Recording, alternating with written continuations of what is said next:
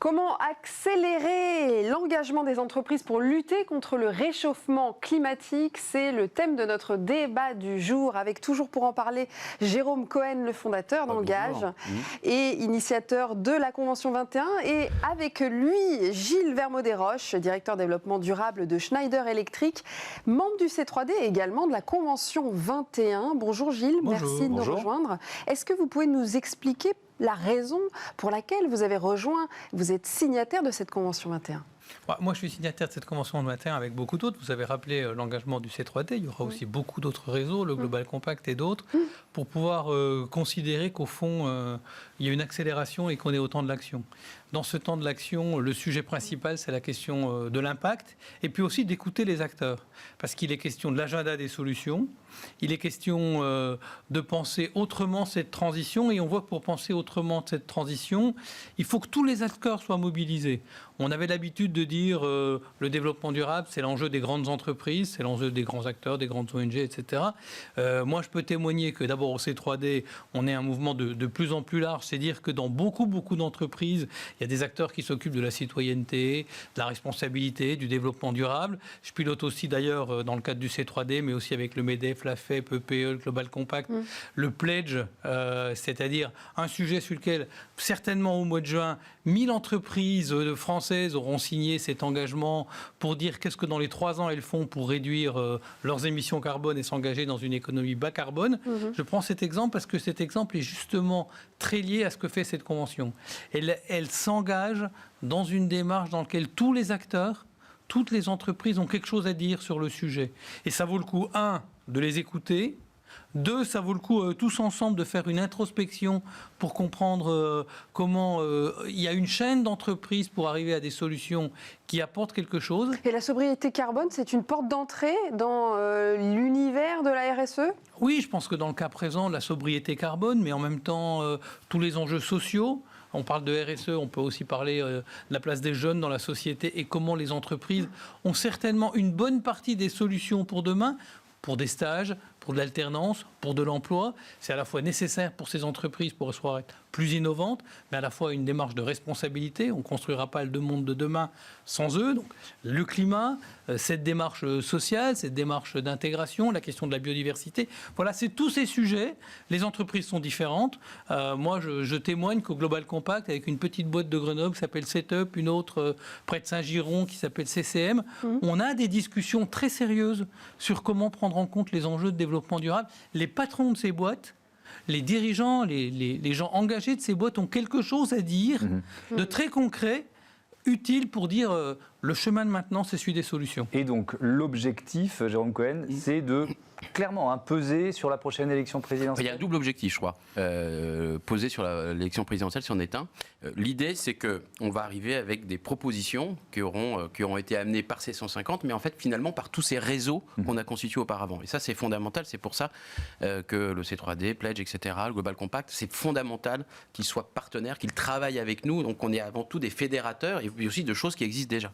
Donc, à l'issue de cette convention, je pense qu'on aura il y a 2 ambitions. La première, c'est que que ces propositions, elles soient diffusées, appropriées, mises en action avec l'aide de tous ces réseaux, et qu'ensuite, bien sûr, pour le volet des propositions, on va dire qui sont peut-être plus systémiques ou qui ont une dimension législative plus forte, eh bien on aille voir la sphère politique et donc évidemment les candidats à l'élection présidentielle de mai prochain, si ça. Vous allez quoi, les auditionner éventuellement et leur demander de s'engager ? Je pense qu'on va les auditionner. Je pense qu'ils auront intérêt à venir écouter ce qui se sera dit et je l'espère de les intégrer au programme. On va les auditionner, mais après surtout il y aura un travail continu parce que évidemment ils vont peut-être pas tout intégrer dans leur programme au mois de mars pour l'élection de mai, mais en fait on ira appuyer le fait que ces propositions soient intégrées ensuite dans tout ce qui sera mis en place dans cette nouvelle législature, parce qu'il y aura aussi les députés, et puis il y aura les élus de terrain qu'on va aller voir aussi.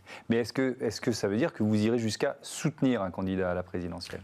Alors, a priori, je ne crois pas du tout. On sera plutôt là pour... Enfin, je parle pour moi, mais on décidera de façon beaucoup plus large. Oui, parce que l'objectif, c'est qu'on soit dans une démocratie participative. Mais je pense que ce n'est pas du tout notre but. On n'est évidemment pas partisans. L'idée, c'est que ce soit repli plutôt par l'ensemble des candidats pour que l'ensemble des programmes se nourrissent de toutes ces propositions et de cette avancée que l'on espère décisive et forte. Parce que, comme le rappelait Gilles, l'ambition, c'est vraiment que tout ça fasse comme un point de bascule de la sphère économique, du tissu économique, et que ça a un impact fort. Sinon, on n'emploierait pas toute cette énergie pour ça. Gilles Vermeau-Desroches, vous êtes également directeur du développement durable de Schneider Electric. Comment s'inscrit du coup votre rôle aussi dans votre société par rapport à cette Convention 21 ?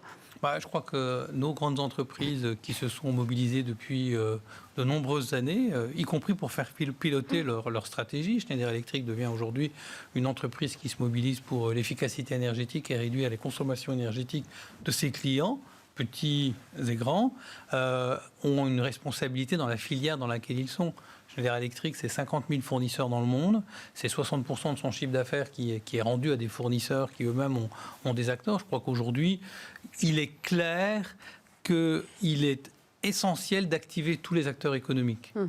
Les grands pour plein de raisons, toutes leurs parties prenantes, leur visibilité, leur manière d'être gouvernés. Mais en quoi ça va changer cette Convention 21 pour moi, cette Convention 21, c'est l'occasion de donner à des gens nouveaux la capacité de partager leur vision, probablement d'inspirer les uns et les autres, déjà dans le monde de l'entreprise.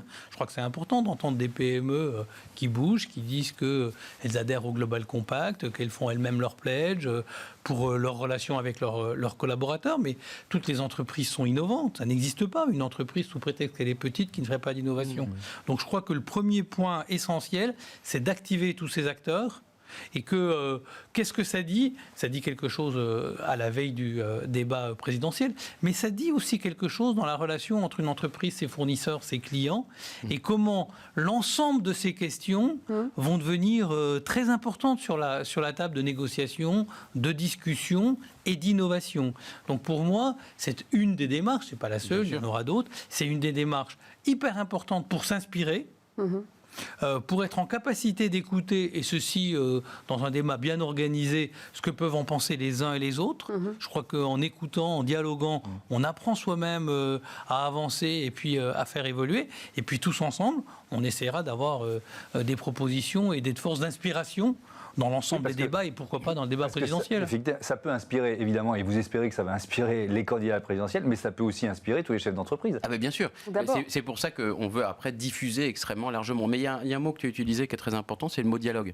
Et au cœur de la Convention 21, il y a aussi le dialogue entre les parties prenantes externe de l'entreprise, et il y a le dialogue entre les parties constituantes. C'est-à-dire qu'on travaille, on va rassembler donc ces trois collèges de dirigeants, de salariés, d'investisseurs, parce que il y a aussi des nœuds là-dedans. Et en fait, ce qu'on veut, c'est essayer de défaire ces nœuds et de montrer que ces parties constituantes sont capables de dialoguer entre elles pour faire émerger des solutions partagées. Parce que si c'est que les dirigeants, si les investisseurs disent moi je ne suis pas d'accord, les salariés disent ça va pas assez loin ou c'est pas en lien avec nos intérêts, en fait on bougera pas. Donc on veut aussi faciliter et défaire un peu ces nœuds qui sont très serrés aujourd'hui. Et c'est pour ça que cette dimension de partage des 150 en trois collèges est à nos yeux absolument fondamentale. Et alors Gilles, Gilles et Jérôme, est-ce que Jérôme, vous pouvez juste nous rappeler l'agenda du coup, parce que à un an de la présidentielle, quand est-ce que vous allez faire ces élections, ces choix? Est-ce qu'il y a des entreprises qui peuvent refuser aussi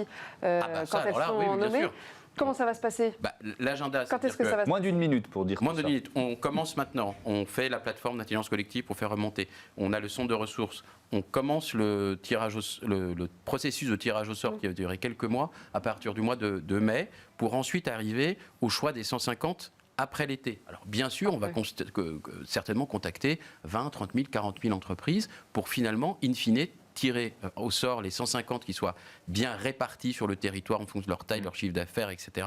et les trois collèges. Puis ensuite, il y aura un dialogue avec les 150, parce que tout ce process avec les 150 pendant 4-5 mois.